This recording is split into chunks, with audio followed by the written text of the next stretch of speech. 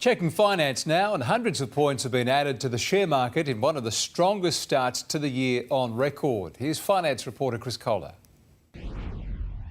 In just 2 weeks, the Australian share market has piled on 350 points, having one of the best starts to the year we've seen.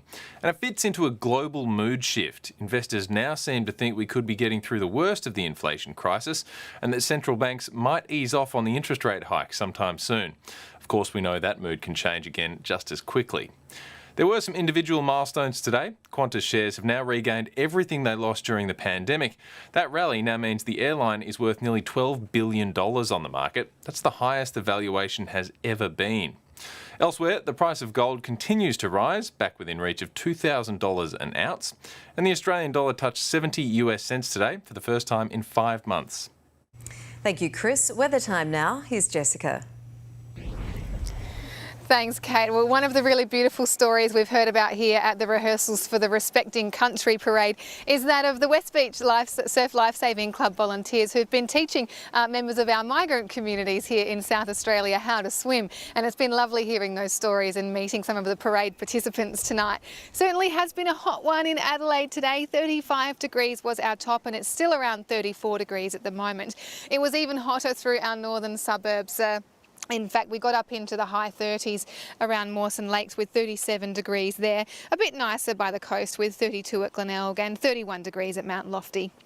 There were some isolated storms and showers through our north today, but not much in the gauges. Hot and in the 40s across the top, while Port Pirie made 37.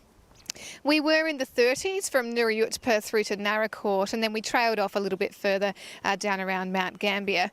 There's so much going on around the country. On the charts you can see that we've got flooding rains continuing in central Queensland and a stormy change moving in towards us in South Australia. That arrives here tomorrow afternoon. In the capitals, Melbourne could also see those afternoon storms and a late shower with 36 degrees, while Sydney could see a foggy start in the west with a partly cloudy 28. So in South Australia tomorrow, we're going to be watching this stormy change make its way across the state. It will be really hot before it gets here, 43 degrees for Port Augusta, and it could get a bit windy as well as that cooler air sweeps in behind that change. It's a very hot day for Renmark and Keith with 41, and we'll no doubt feel that front when it arrives and brings that change in wind direction and the cooler air during the afternoon. With all that heat and windy weather, it's no surprise that we have an extreme fire danger rating and total fire bans for the Mount Lofty ranges. And on metro waters, northwesterlies to 15 knots, shifting southwesterly to 20 knots in the early afternoon. We'll all feel the heat tomorrow with the hot start, 39 at Elizabeth and 38 at Mount Barker. So I dare say a few people will be hanging out for that cool change. In the city, we've got 38 degrees before that change arrives. Now, there is the chance of the odd isolated storm tomorrow night as that change works its way across.